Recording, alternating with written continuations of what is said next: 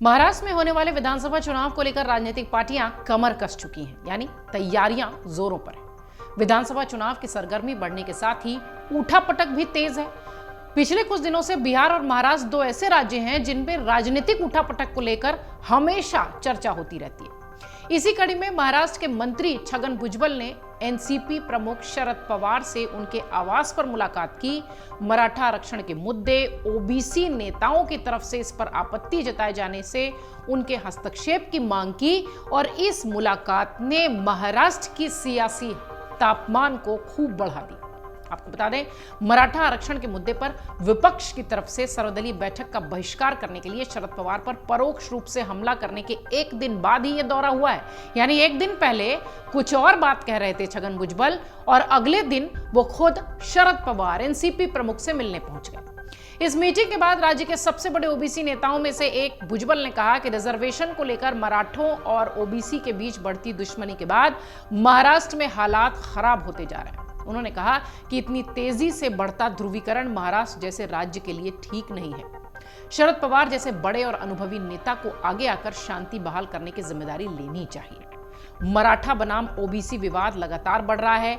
ये महाराष्ट्र के कल्याण के लिए काफी नुकसानदायक है। छगन भुजबल और शरद पवार के बीच ये मीटिंग उस वक्त हुई जब छगन भुजबल ने बारामती की एक रैली में एनसीपी पर निशाना साधा था, यानी सीधे शरद पवार पर निशाना साधा था। छगन भुजबल ने एनसीपी नेता पर तीखा हमला करते हुए कहा था कि शाम 5 बजे बारामती से फोन आने के बाद विपक्षी नेता सर्वदलीय बैठक से दूर रहे। शरद पवार जैसे वरिष्ठ नेता को बैठक में आना चाहिए था और हमें अपने सुझाव देने चाहिए थे। बैठक का बहिष्कार करना फिर सलाह देना किसी काम का नहीं है। ये कहने के बाद अगले दिन छगन भुजबल खुद ही शरद पवार से मिलने पहुंच गए। दोनों नेताओं के बीच चर्चा से जुड़े लोगों का यह कहना है कि यह बैठक भुजबल द्वारा नुकसान की भरपाई के लिए की गई थी। मीडिया रिपोर्ट्स की माने तो भुजबल को एहसास ये हो गया था कि उन्हें इतना मुखर नहीं होना चाहिए था, खास तौर से शरद पवार के प्रति। इससे एनसीपी के कई लोग और यहां तक कि अजीत पवार की एनसीपी भी नाराज हो गई। सूत्र ये भी कहते हैं कि शरद पवार से दखलंदाजी करने के लिए कहकर भुजबल एक तीर से दो निशाने साधने की कोशिश कर रहे थे। पहला, उन्होंने विपक्ष को विवाद में लाने की कोशिश की, इशारा किया कि मराठा और ओबीसी मामले में विपक्ष भी सरकार के जितना ही उनके साथ है, और दूसरा, उन्होंने ये इशारा करने की भी कोशिश की कि राज्य में मराठा नेताओं में से एक एकनाथ शिंदे भी इस समस्या का हल निकालने में कामयाब नहीं है। भुजबल को यूं ही नहीं कहा जाता कि एक दिग्गज नेता है, बड़े नेता हैं। इस कदम के साथ उन्होंने एक तीर से दो निशाने साधने की कोशिश की। भुजबल के महायुति सहयोगियों ने पवार के साथ उनकी मीटिंग को लेकर ज्यादा कुछ भी बोलने से साफ मना कर दिया। बीजेपी के प्रदेश अध्यक्ष चंद्रशेखर बावनकुले ने कहा कि भुजबल और पवार की जो बैठक थी वो कोई राजनीतिक नहीं थी, पॉलिटिकल नहीं थी। अलग अलग पार्टियों के दो नेता किसी भी मुद्दे पर चर्चा करने के लिए मिल सकते हैं, इसमें भला गलत क्या है। बावनकुले ने यह भी कहा कि कुछ विपक्षी नेताओं की ये मनगढ़ंत सोच है।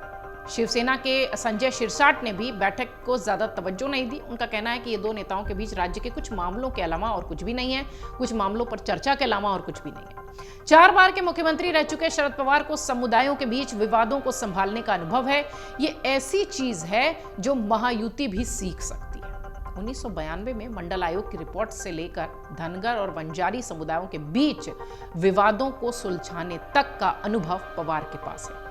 पवार ने इस सभी मुद्दों को सुलझाने में काफी मदद की थी। बंजारा मंच के पूर्व अध्यक्ष हरिभाऊ राठौड़ ने कहा कि शरद पवार ने 1990 के दशक की शुरुआत में हमसे काफी चर्चा की थी। धनगर और बंजारी के बीच विवाद था, हमने ओबीसी के तहत सब कैटेगरी का सुझाव दिया था, इसे मान भी लिया गया।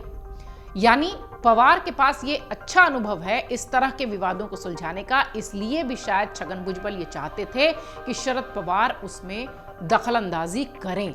आपको बता दें, इस साल की शुरुआत में भुजबल ने आरक्षण विवाद पर महायुति के अंदर चल रहे मतभेदों को सामने लाने में किसी तरह की कोई कसर नहीं छोड़ी थी। नवंबर 2023 में राज्य सरकार द्वारा ओबीसी कैटेगरी के तहत मराठा आरक्षण देने की कोशिशों के विरोध में सरकार से इस्तीफा दे दिया था। उस समय यह माना जा रहा था कि बीजेपी को इस सब का समर्थन हासिल था, क्योंकि वो ये तय करना चाहती थी कि ओबीसी किसी भी तरह से नाराज ना हो। भले ही सीएम शिंदे मराठों को शांत करने की कोशिश कर रहे हों, लेकिन हाल के कुछ महीने में भुजबल कई मुद्दों पर महायुति से सहमत नहीं दिखे। इससे अटकलें और तेज हो गई कि हो सकता है वो पाला बदल लें और फिर उनकी शरद पवार से मुलाकात। राजनेताओं के लिए कहा जाता है कि वो यूं ही नहीं मिलते। उनकी मुलाकातों के बाद ये सवाल लाजमी हो जाता है कि मुलाकात हुई, क्या बात हुई।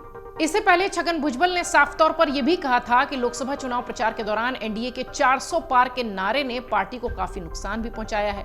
ये सारी बातें लगातार भुजबल की तरफ से हो रही थी और इसके बाद उनकी जब शरद पवार से मुलाकात हुई तो चर्चा और तेज हो गई। आपको याद भी होगा कि मुंबई में जब होर्डिंग गिरने की घटना आई थी तो शिवसेना प्रमुख उद्धव ठाकरे को दोषी ठहराया गया था, तो वो उस वक्त भी छगन भुजबल उनके समर्थन में उतर आए थे। ये घटना दर्दनाक घटना थी, 9 लोगों की इसमें मौत हुई थी। इतना ही नहीं, उन्होंने प्रदेश के स्कूलों में मनुस्मृति को शामिल कराने के सरकारी प्रस्ताव का भी विरोध किया था। फिर नासिक की लोकसभा सीट, अजीत पवार की पत्नी सुनेत्रा को राज्यसभा सीट न मिलने पर भी उनकी नाराजगी की खबरें सामने आई थी। छगन भुजबल लगातार अपनी ही कह लीजिए कि अपना ही खेमा है उसके विरोध में लगातार बोलते हुए आ रहे हैं। उनका बयान भी बहुत सारा दिखाई पड़ रहा है। इसलिए कहा जा रहा है कि कहीं ऐसा तो नहीं कि महायुति का साथ छोड़कर छगन भुजबल महाविकास अघाड़ी के साथ दिखाई पड़ेंगे।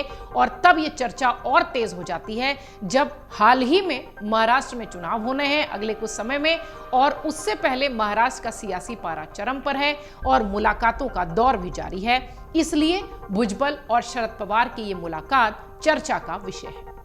अगर आप ये वीडियो YouTube पर देख रहे हैं तो हमारे चैनल को सब्सक्राइब करें और बेल आइकन को दबाना ना भूलें। अगर आप Facebook पर ये वीडियो देख रहे हैं तो हमारे पेज को लाइक करें।